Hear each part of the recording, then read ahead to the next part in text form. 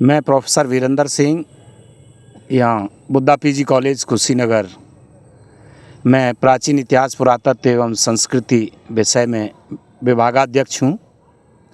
और इस समय संध्या के 6:13 हो चुके हैं और मैं पवित्र हिरण्यवती के दाहिने तट पर मैं खड़ा हूँ। ये जो जलकुंभी और जल दिखाई दे रहा है, ये सब हिरण्यवती नदी का है। इसी स्थान से भगवान बुद्ध ने इस नदी को क्रॉस करके इधर कुशीनगर के तत्कालीन मल्ल गणराज्यों के राजाओं का राजकीय उद्यान था, वहाँ जाके विश्राम किया और मध्यरात्रि के पश्चात भगवान बुद्ध ने महापरिनिर्वाण को प्राप्त किया। ध्यान से देखेंगे तो ये जो वर्तमान में जो मंदिर है, जिसे महापरिनिर्वाण टेम्पल के नाम से जानते हैं, उसकी चोटी भर दिखाई दे रही है बहुत दूर। ये स्तूप है, स्तूप के ऊपर चोटी है, उसके नीचे जो है भगवान बुद्ध की लेटी हुई प्रतिमा है, जो यहाँ से बमुश्किल 1 किलोमीटर के अंदर ही पड़ेगा। तो उस ज़माने में भगवान बुद्ध ने जो निकटतम मार्ग होता था उसका अनुसरण उन्होंने किया था। लोग बाग भी वैसा ही करते थे। अब हम इस नदी के महत्व के विषय में चर्चा करना चाहेंगे। भगवान बुद्ध ने अपनी देशनाओं में कहा कि सबसे पहले जलाशय बनाए जाएं और उनके समीप उद्यान रोपित किए जाएं। इस क्रम में मल्लों ने यहाँ उद्यान रोपित करवाया था। ये मंगल अभिषेक पुष्करणी हुआ करता था। ये जो पवित्र नदी हम देख रहे हैं, हिरण्यवती नदी, यहाँ पर मल्ल राजा जब निर्वाचित किए जाते थे तो उसके पश्चात उन्हें शाही स्नान कराया जाता था और स्नान के पश्चात उन्हें पद और गोपनीयता की शपथ दिलाई जाती थी। इस क्रम में उनके सिर पर ताजपोशी की जाती थी, जिसे मुकुट बंधन कहा जाता था। आगे हम चल रहे हैं तो मुकुट बंधन चैत्य है आगे। इस घटना की स्मृति में यहाँ एक नव चयनित IAS बोरा साहब आए थे। उन्होंने यहाँ के ऐतिहासिक महत्व को ध्यान में रखते हुए यहाँ नौका विहार की व्यवस्था की, जो आगे हम चल रहे हैं। और वास्तव में ये वही स्थान है जो मुकुट बंधन चैत्य के ठीक उत्तर में जो मंगल अभिषेक घाट हुआ करता था।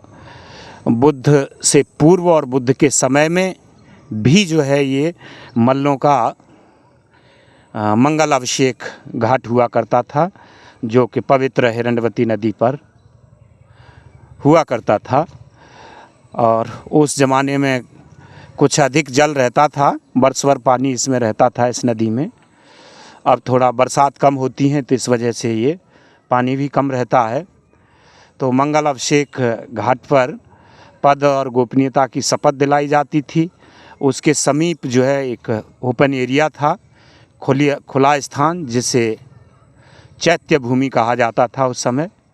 तो मल्लों की जो चैत्य भूमि थी, चैत्य भूमि उसे कहते हैं जिसका बहुउद्देशीय उपयोग होता हो। राजा लोग कोई संबोधन दें, व्यापारी लोग रुकें, कारवां रुके, खलिहान का काम हो, बहुउद्देशीय जो है उपयोग होता हो, उस स्थान को चैत्य भूमि कहते हैं। आज की भाषा में मुख्य रूप से चैत्य भूमि एक धर्म भूमि को कहते हैं, लेकिन उस ज़माने में जो है धार्मिक देशनाओं के उपयोग में भी वो भूमि आती थी काम में, और सार्वजनिक उपयोग हेतु भी आती थी। तो ये जो इस जलकुंभी को निकाल दिया गया है और इसमें नौका चलाई जाती हैं, और ये नगर पालिका परिषद की ओर से इसकी व्यवस्था हो रही है। और मैं दिखाना चाहूँगा थोड़ा आएँ। इधर श्रीलंका बुद्ध विहार है, जिस पर अशोक स्तंभ लगा है, जो कि तट पर ही है एक तरीके से रेणुवती नदी के। इसके ठीक दक्षिण में करीब 300-500 मीटर की दूरी पर मल्ल राजाओं की राजधानी कुशीनारा हुआ करता था, जिस पर आज वर्तमान में अनिरुद्धवा गांव बसा हुआ है। और गांव की वजह से उसका उत्खनन नहीं किया जा सकता है। और उससे 500 मीटर आगे चलेंगे तो जहां भगवान बुद्ध के अस्थि अवशेषों का बंटवारा हुआ था वह स्थान है। और अब हम कुछ दक्षिण पूर्व की ओर बढ़ रहे हैं। ये नदी भी अब थोड़ी चल रही है दक्षिण पूर्व की ओर, एकदम पूरब हो जाएगी फिर ये आगे। तो ये आप सब देख रहे हैं, ये नौका विहार का सीन है। ये पवित्र बौद्ध नदी रेणुवती है, जिसका कई बार भगवान बुद्ध ने जल पिया। कई बार भगवान बुद्ध अपने जीवन काल में कुशीनगर आए इसको क्रॉस करके, क्योंकि पहले तो कभी यहाँ पुल तो होते नहीं थे, ऐसे ही क्रॉस करके आना होता था। उस ज़माने की व्यवस्थाएं होती थी, तो नाव का सेतु बना दिया जाता था या रस्सी का सेतु, जो आज नहीं है लेकिन पहाड़ों में अभी भी चलते हैं। ये सब नगर पालिका परिषद की ओर से किए गए विकास कार्य हैं। ये पवित्र रेणुवती नदी है, ये घाट बना दिया है। एक बौद्ध पर्व मनाया जाता है जिसे छठ पूजा कहते हैं। वो वास्तव में है तो वो बौद्धों का ही पर्व, लेकिन छठ पूजा पे यहाँ बेहद भीड़ होती है। ये एक छोटा सा पार्क विकसित कर दिया है नगर पालिका परिषद की ओर से। और अब हम चलते हैं क्योंकि अंधेरा होने में देर नहीं लगेगी। तो ये बहुत ही ऐतिहासिक और धार्मिक स्थल है। इसका प्राचीन नाम कुशीनारा था, जो मल्लों की राजधानी हुआ करता था। मल्लों की राजधानी के पूर्व भी, भगवान बुद्ध के पूर्व भी यहाँ पूर्व बुद्ध के रूप में, बोधिसत्व के रूप में भगवान बुद्ध ने यहाँ 6 बार जन्म लिया था और 6 बार बोधिसत्व के रूप में निर्वाण प्राप्त किया था। 7वीं बार यहाँ भगवान बुद्ध के रूप में महापरिनिर्वाण प्राप्त किया था। और अभी हम आपको दिखाएंगे, ये यहाँ उनका समाधि स्तूप है जिसे मुकुटबंधन चैत्य कहा जाता है। ये सब अभी नया नवेला है, नगर पालिका परिषद की ओर से ये सब निर्माण किया गया है। ये पुरातत्व विभाग की ओर से, पुरातत्व विभाग के नियमानुसार तो ये उचित नहीं है कि कोई भी निर्माण 4 दीवारी के 100 मीटर के अंदर तो हो ही नहीं सकता, लेकिन ये सारे निर्माण कार्य नए नवेले हैं और ये अनुचित हैं सारे, क्योंकि ये आप देख सकते हैं, मैं समझता हूँ 20-25 मीटर की दूरी पे ही ये सब बना दिया है। कहने को लोग कहते हैं कि ये प्राचीन है, लेकिन प्राचीन नहीं है, नया नवेला है। ये दिखाइए, ये मुकुटबंधन चैत्य है, इसे स्थानीय लोग रामाभार टीला भी कहते हैं। ये आर्कियोलॉजिकल सर्वे ऑफ इंडिया का प्रोटेक्टेड मोनूमेंट है, यानी संरक्षित स्मारक है। यहाँ देश विदेश से श्रद्धालु आते हैं और इसको मानित करते हैं, पूजित करते हैं। इसका समय है खुलने का और अस्त होने का, सूर्य उदय होने से पूर्व और सूर्य अस्त होने तक ये खुला रहता है। ये स्थानीय श्रद्धालु यहाँ आते हैं। ये है तो बौद्ध धर्म का ही प्रभाव, महायान का। तो जितने भर हिंदू धर्म में देवी देवता हैं वो सब महायानी देवी देवता हैं। राजा रवि वर्मा ने 1848 के करीब जितने भी देवी देवता थे उनको तस्वीर में एक आकार दे दिया है और उसी पैटर्न पे ये सारी मूर्तियाँ बनने लगी हैं। राजा रवि वर्मा से पहले जितनी भी मूर्तियाँ होती थीं वो बोधिसत्व के रूप में होती थीं और बोधिसत्व की पहचान है। जो भी बोधिसत्व होते हैं उनके माथे में जो है भगवान बुद्ध को बना दिया जाता था। या जो बोधिसत्व का मंदिर होता था तो मंदिर का जो सिरदल होता है, मंदिर का जो द्वार होता है, द्वार के ऊपर भगवान बुद्ध को बना दिया जाता था। तो ये बोधिसत्व की पहचान है। तो भारत में 12वीं शताब्दी से पहले जो भी निर्माण होते थे धार्मिक, वो बौद्ध परंपरा अनुसार ही होते थे, क्योंकि तमाम सारी शाखाएं हो गई थी बौद्ध धर्म में। उसी क्रम में जो है महायान शाखा में देवी तारा, बोधिसत्व अवलोकितेश्वर, ये तमाम सारे बोधिसत्व हैं। जो हमारी तमाम जातक कथाएं भी हैं, उसमें बौद्ध परंपरा में राम जातक कथा है, कन्न है, कृष्ण तो लिखा ही नहीं जा सकता पाली में, तो कन्न को ही हिंदी में जो है कृष्ण कहते हैं। तो इस तरीके से जातक कथाएं भी थीं और वही जातक कथाओं को ही मूर्त रूप देते हुए ये तमाम सारे पात्र रामायण महाभारत के क्रिएट हो गए। यहाँ से देखिए ये हिरण्यवती नदी है पवित्र, और ये इधर मुकुटबंधन चैत्य है, आप देख सकते हैं। ये जो दिखाई दे रहा है ये इससे ठीक 2 गुना हुआ करता था, किंतु अनजाने में लोग यहाँ से ईंटों को उठा के ले गए अपना घर द्वार बनाने या भैंस घर के कीचड़ को दूर करने के लिए, और इस तरीके से ये छोटा हो गया और वनस्पतियों से आच्छादित हो गया था ये।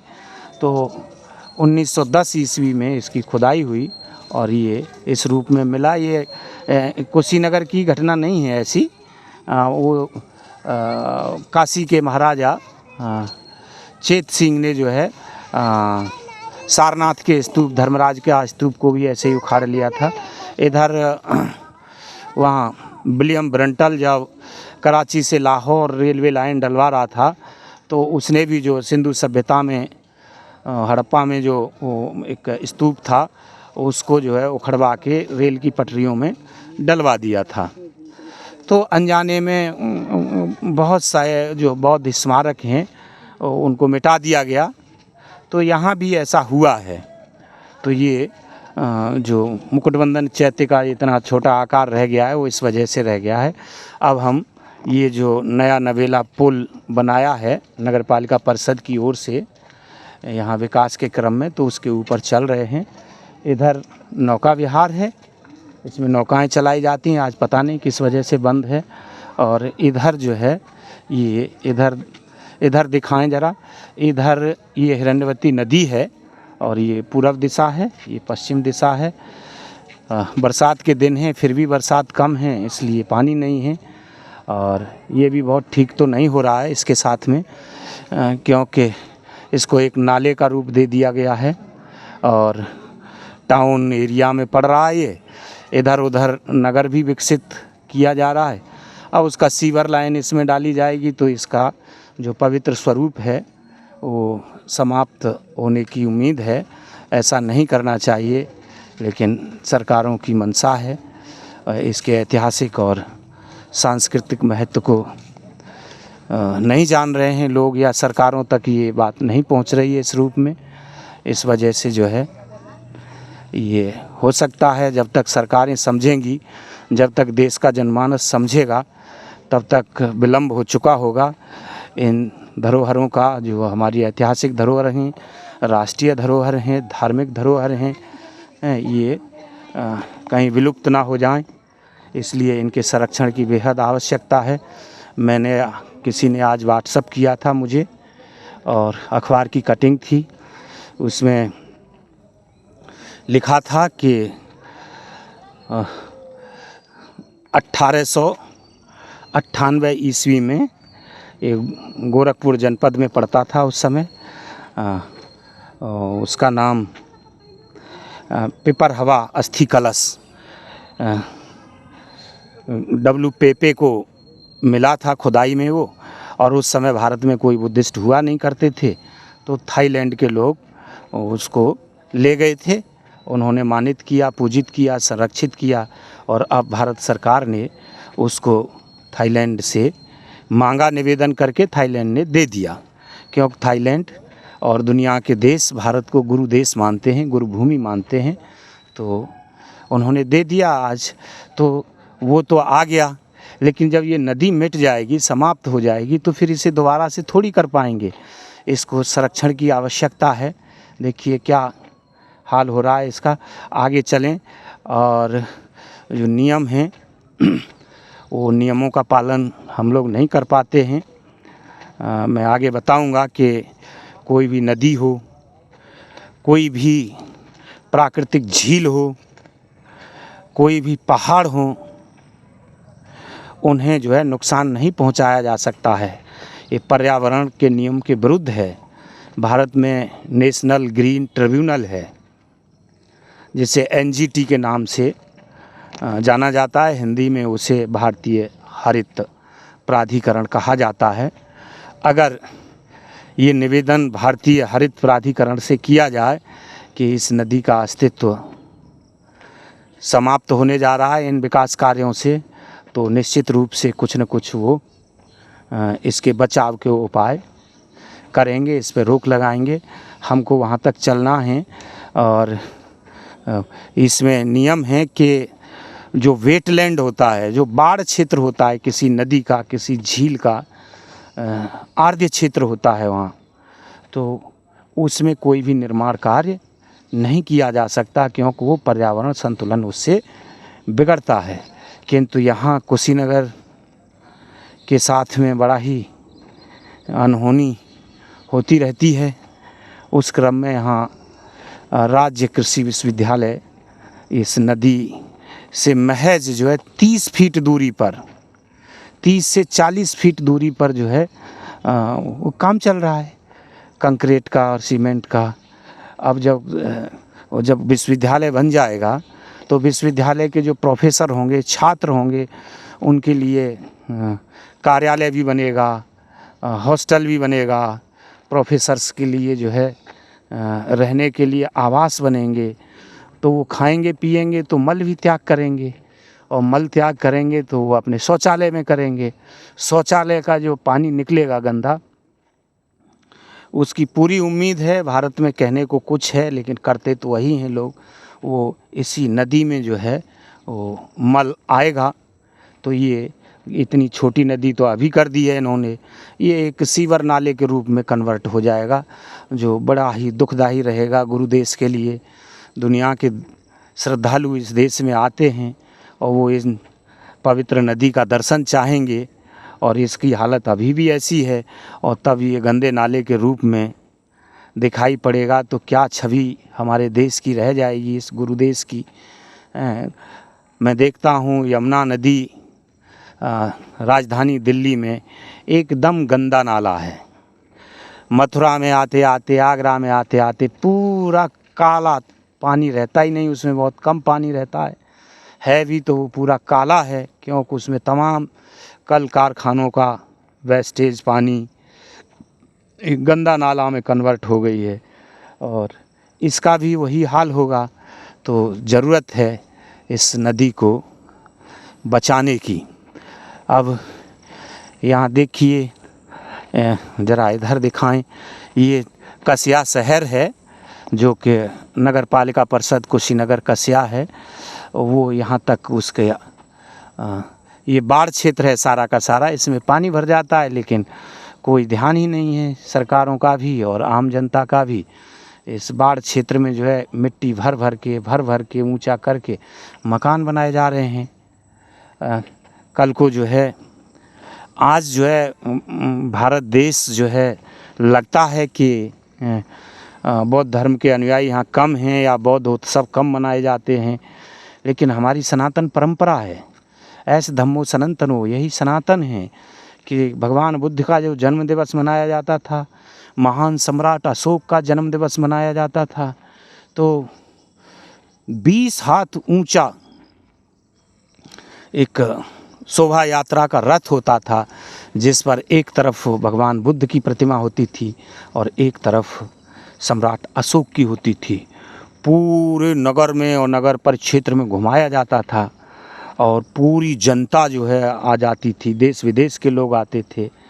और ऐसा ही एक उत्सव सम्राट अशोक का और भगवान बुद्ध का जन्म दिवस बाल्ख में भी मनाया जाता था, जो अफ़गानिस्तान में।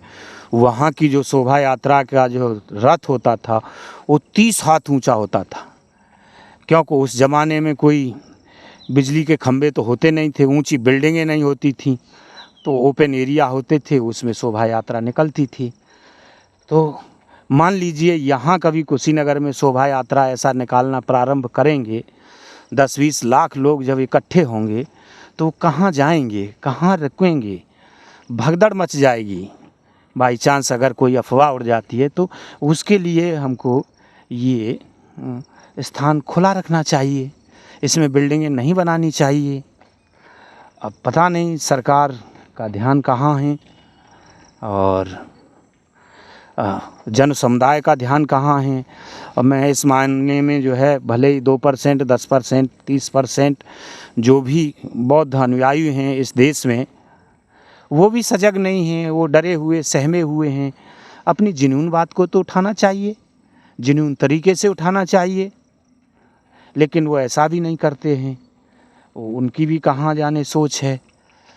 तो इस नदी को, जो हिरण्यवती नदी जो दिख रही है, इसे और इसकी उपत्यका जिसे वेटलैंड कहते हैं, बाढ़ क्षेत्र, इसे संरक्षण की आवश्यकता है। इससे पर्यावरण को नुकसान होगा और साथ ही जो है ये धार्मिक धरोहर है। भले ही हम हिंदू हैं, लेकिन हिंदू तो हमको नाम दे दिया है 8वीं से 9वीं शताब्दी में। उससे पहले और उसके बाद हम जो भी थे बौद्ध ही थे। हमको यहाँ इस देश में जब इस्लाम आया है, उससे पहले शमन बमन कहा जाता था। समन मतलब श्रमण हिंदी में, और बमन मतलब ब्राह्मण हिंदी में। तो पाली में समन बमन कहते थे, और अरब देश पूरा भरा पड़ा था। अरब देश में जो है शमनी और बमनी कहते थे। श्रमणों को शमनी कहते थे और ब्राह्मणों को बमनी कहते थे। और आज वही श्रमण और ब्राह्मण हो गया है। तो हिंदू कोई शब्द नहीं मिलता, और मिलता है तो गयास बेग नामी कोस, जो कि अरबी फ़ारसी का कोस है, जिसमें मैं उच्चारण नहीं करूँगा क्योंकि लोगों की भावनाएं आहत होंगी। बहुत गंदा अर्थ बताया गया है हिंदू का, जिसे मैं यहाँ पब्लिकली उच्चारण भी नहीं कर सकता हूँ। हम कोशिश कर रहे हैं कि हिरण्यवती नदी के बाएं तट पर हम बराबर पूरब की ओर अग्रसारित हैं। और ये देखिए, ये कंक्रीट का बनाया जा रहा है दीवार, इसको संकुचित कर दिया गया है। ये तो मैं पहली बार आया हूँ इधर, तो बेहद जो है स्थितियाँ तो अच्छी नहीं हैं, बेहद ख़राब हैं। ये नदी तो अभी ही बना दिया, मुझे लग रहा है गंदे नाले का रूप इसको दे दिया। उस साइड में कृषि विश्वविद्यालय है और इस साइड में जो है ये नगर का विकास हो रहा है। तो ये नदी बची कहाँ है? ये हम अभी चल रहे हैं तो वहाँ आगे जो देख रहे हैं टैंकर खड़ा है पानी का, और जेसीबी खड़ी है। वो कृषि विश्वविद्यालय वहाँ बन रहा है। और बाईं तरफ कृषि विश्वविद्यालय है, बाईं तरफ कसिया शहर है, तो दाहिने तरफ जो है कृषि विश्वविद्यालय है। और दाहिनी तरफ ही यहाँ मुकुटबंधन चैत्य जो पवित्र स्तूप है। मल्ल राजाओं के समय में भगवान बुद्ध का दाह संस्कार करने के पश्चात जब पवित्र धातु अवशेषों को 8 भागों में बांटा था, तो एक भाग मल्लों ने अपने पास रखा था। उसके ऊपर जो है जो स्तूप बनाया था, उसी को आज हम मुकुटबंधन चैत्य के रूप में जानते हैं, जिसे रामाभार स्तूप कहते हैं। वो इसके तट पे ही है। कृषि विश्वविद्यालय जो बन रहा है वो एकदम सटा के बनाया जा रहा था, तो पुरातत्व विभाग ने ऑब्जेक्शन किया कि 300 मीटर के अंदर नहीं बनाया जा सकता। तो वो दिखाने के लिए कुछ दूर हट गए हैं। तो वो बना तो दूर ही रहे हैं 300 मीटर के बाहर, लेकिन 300 मीटर के अंदर वो ग्राउंड बना देंगे और वहाँ पैड वैड बना देंगे तो वो उपयोग में करेंगे। तो इसका जो धार्मिक स्वरूप है, जो ऐतिहासिक स्वरूप है, वो पूरी तरह समाप्त हो जाएगा, जो कि कतई उचित नहीं है। आप यहाँ देख सकते हैं कि हम नदी के बाएं तट पर हैं और नदी के दाएं तट पर जो नीली नीली जो कुछ छत दिख रही हैं और ये कुछ उपक्रम संयंत्र जैसा जो है मिक्सचर बनाने का, सीमेंट कंक्रीट का मिक्सचर बनाया जाता है कृषि विश्वविद्यालय के निर्माण के क्रम में, वो बना हुआ है। आप स्वयं देख सकते हैं कि ये कितना नज़दीक है हिरण्यवती नदी के। ये हिरण्यवती नदी का सब वेटलैंड है, ये बाढ़ क्षेत्र है।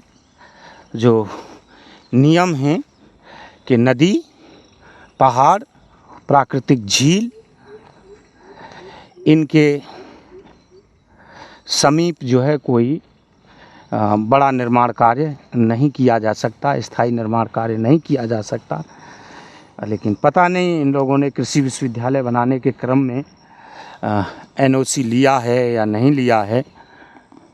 एनओसी लिया होता तो शायद निर्माण तो नहीं होना चाहिए यहाँ, क्योंकि नियम तो यही है कि वो 300 मीटर 500 मीटर के अंदर कोई निर्माण नदी की उपत्यका में या बाढ़ क्षेत्र में नहीं हो सकता। गोरखपुर में एक स्थान है जिसको रामगढ़ ताल कहते हैं, वहाँ एक रिटायर्ड प्रोफेसर साहब थे। उन्होंने आपत्ति की कि जो गोरखपुर का जो नगरीकरण है वो बाढ़ क्षेत्र में किया जा रहा है। एनजीटी में मुकदमा किया और वो जीते भी उस मुकदमे को, और तब जाके वो रामगढ़ ताल गोरखपुर का बचा, जो प्राकृतिक रूप से वो एक गोखुर झील है। तो ऐसे ही इसे भी बचाने की ज़रूरत है। ये जो देख रहे हैं ये कृषि विश्वविद्यालय की बिल्डिंग है, आप देख सकते हैं यहाँ से कितनी दूरी पर ये निर्माण कार्य हो रहा है। 40 मीटर दूर, 20 मीटर दूर पर जो है ये निर्माण कार्य नदी से चल रहा है और नदी को मिट्टी से भर भर के और सकरा कर दिया है। ये देखिए नदी के अंदर ही ये जो है बनाई गई हैं, जो दीवारें हैं नीचे से नींव चलाई गई है और फिर इसमें मिट्टी भर दे रहे हैं। ये आप शटरिंग देख सकते हैं, ये शटरिंग की जो है ये सब पड़ी हुई हैं। इधर से नदी के अंदर जो है दीवार खड़ी करके और फिर पटरियों के रूप में मिट्टी भर दी जा रही है, जो कि ये गंदा नाला बनाने का ही एक उपक्रम है। और मुझे तो बड़ा तरस आ रहा है इस पे, क्योंकि मैं प्रकृति प्रेमी हूँ। लेकिन जो ऐसा कर रहे हैं उनको इस पे तरस आए या उनकी समझ बढ़े, मैं तो यही कह सकता हूँ। तो ये इसका ऐतिहासिक महत्व है। भगवान बुद्ध इस कुशीनारा से पहले इसको जो है कुशावती कहा जाता था, और कुशावती के वो 6 बार चक्रवर्ती सम्राट रह चुके हैं बोधिसत्व के रूप में। तो ये छोटी मोटी जगह नहीं है, ये बेहद ऐतिहासिक और पवित्र जगह है। और 27 बुद्ध हुए हैं और 28वें गौतम बुद्ध हैं।